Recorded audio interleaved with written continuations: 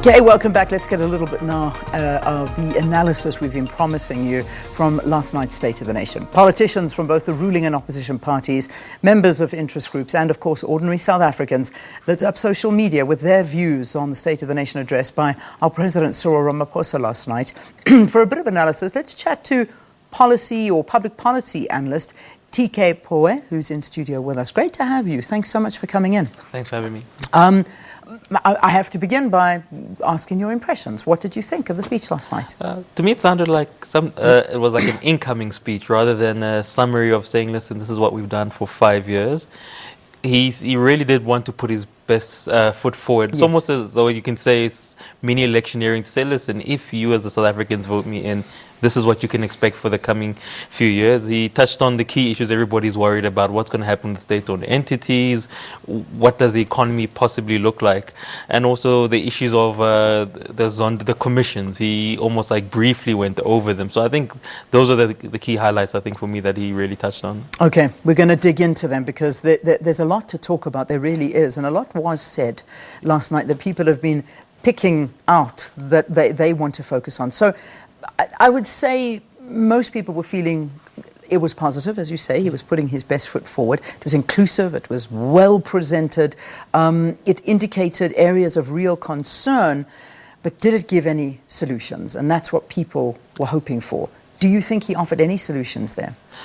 No, I think that's the key weakness, but it's also maybe a function of the fact that, listen, in the next few months we're going into elections, so it's a bit of saying, how do you put it? It's a bit like Valentine's Day, where you want to say, if you do go out with me, this is what you will get. Yeah. But for you to actually get these things, you actually have to go out with me. So it's understandable in that sense. So what you're saying is that this is what we're promising you, because remember, it is elections in a couple of months' time. So if you vote for us, this is what you'll get. Then I'll give you the plan. So was it more of a State of the Nation address or a great electioneering speech? I think it was a great electioneering speech, especially how he started it, because he just seemingly disarmed the opposition. Who would have thought that he, keeping to the theme of Valentine's, he absolutely just charmed Mr. Musi Maimane and Mr. Julius Malema. They were just sitting there giggling.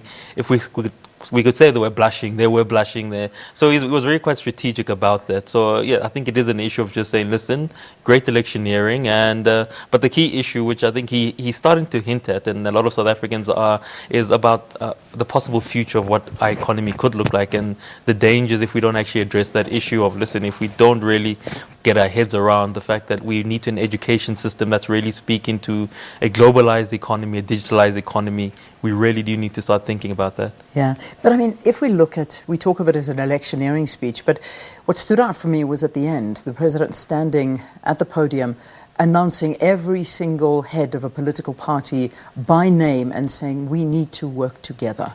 We need to come, again, this whole unity, and let's make this country work together. So as much as it may have been electioneering, it was also giving credit to the political parties that were there present and asking them to help with this vision.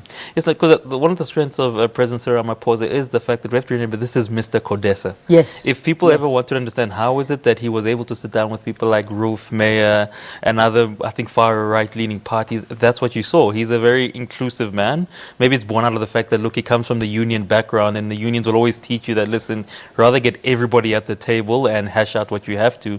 So, look, it's his great strength, and I think he was just playing to it, saying, listen, it's not a me, it's not a us. It's not a President Cyril Ramaphosa will fix South Africa. It's a we as Parliament, we as the so-called leaders of this cabinet will have to really come together to fix what South Africa is really suffering from. Okay. Mr. Codesa, however, did stand there and say, watch this space, which I can read something into it, you can read something into it, everybody can, but then it was followed by how he's giving the NPA more teeth. He's developing a unit that is going to crack down. Now, what can we read into that? I think it speaks to almost like the headlines that came over the weekend and what everybody's crying about. We love these commissions. I mean, it's great soap opera to have to listen to the Busasa stories, Mr. Greasy stories. But what most people are crying about is to say we want to actually see people go to jail.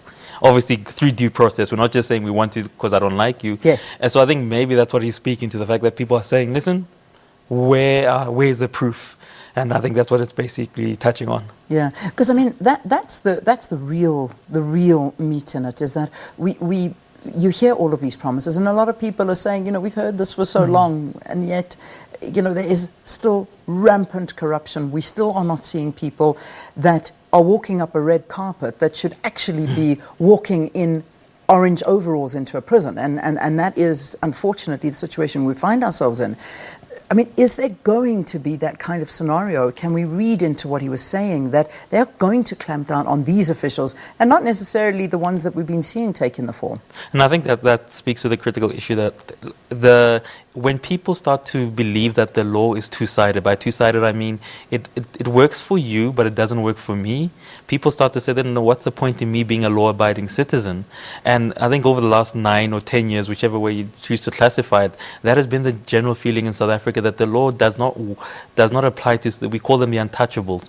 And once citizenry and people start to believe that this is how things work, that's when you start sliding down. So it will be interesting to see when these institutions are going to take place. And for me, I think one of the key missing issues from the State of the Nation is the concept of institutionalism. Look, heaven forbid that President Cyril Ramaphosa's own party votes him out tomorrow or someone else replaces him.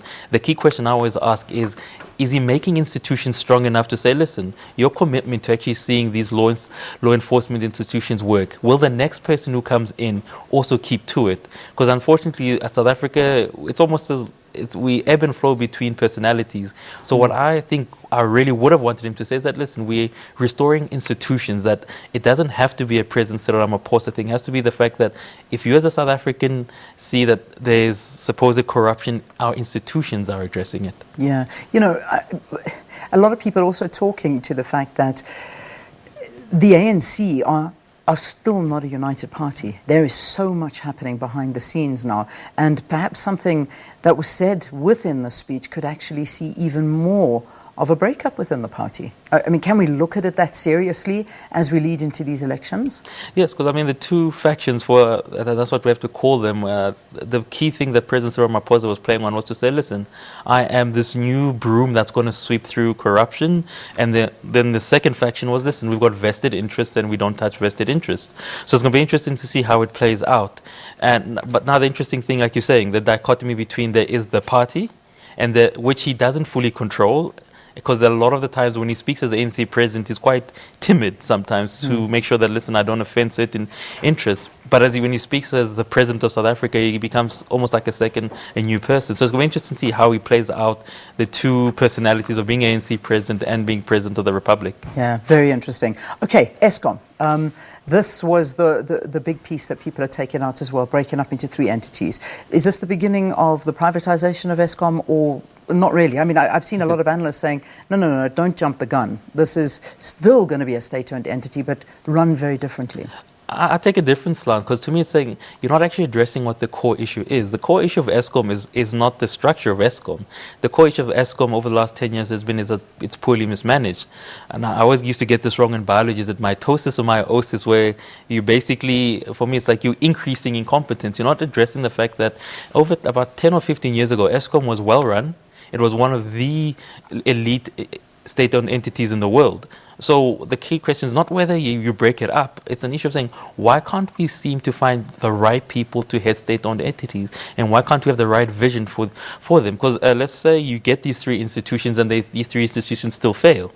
Are you now saying that we're going to have to triple what we normally put into one institution? So it's not addressing the core issues of that there's a deficit of leadership at state-owned entities, and there's a deficit of vision, what you actually want to do with these state-owned entities. Yeah, I could dwell into that, but I need to move on to other issues as well. He spoke quite a bit about agriculture. Yep. I found that was quite interesting. It featured very predominantly the president saying that South Africa has large areas of underutilized and unproductive land, about 250,000 small emerging farmers, he went on to say, who are working the land and need support in fully developing their businesses. So agriculture, a big aspect with us going forward.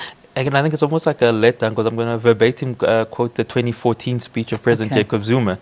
He said, listen, by 2030, we envision that we'd have created 1 million jobs in the agriculture sector. And then he went on to speak about the different facets of agriculture. So I think what I would have wanted him to say is to say, listen, we know we've always said agriculture, but these are the plans that we firmly have in place. But it also would have been good to see it's agriculture in the context of where we have a clear vision of what do we mean by land restitution and redistribution. Because it's one thing to identify land, agriculture is something we all want to get into, but if we still have uncertainty within the party itself and within government how this is going to work out, it's almost like saying, again, this is what you will get, but until you put me in power again, I can't really give you more details, because agriculture has long been touted as a potential growth spot, but we really haven't, I think, invested enough into it. Yeah. Education, that's a key here. And of course, in the background to all of this were student protests, hunger strikes, student being killed at a university campus. It's been a devastating start to the academic year. Did he address these concerns enough? I think he tried, but I think what more people would have liked to have seen, and I'm just speaking on the people I've spoken to, was the issue of saying, look, whether we like the old president or not, the fact that when you speak about somebody who's lost their life unnecessarily, a young person, look, you don't have to read that from the speech. It needs to, I want to believe it's coming from your heart as a father or somebody who hangs around young people to say, listen, this is unfortunate, it should not have happened, but also speaks the fact that we have to really get, as South Africans, and I think the whole of society, we have to start addressing the concept of what does it mean to have an education system in 2019 and beyond. Is it really feasible that we can have a lot of young people going to tertiary institutions when the economy is changing? Because a degree is wonderful, but what's more important now is the ability to have a skill and a degree. And I think we haven't quite got to that debate yet, and we're still expecting universities to produce people that are going to go straight into employment when the data tells us otherwise. Okay. TK, can I ask you to stay a little bit for us? There's so much more we need to talk about. We've hardly touched the surface of the state of the nation. So if we can continue this at 7:10, I'd really appreciate it. So phone your next appointment, tell them, listen, I'm busy, I've got live TV to do. Anyway, thank you, TK, but we'll chat to you in a short while. There's lots more we need to talk about.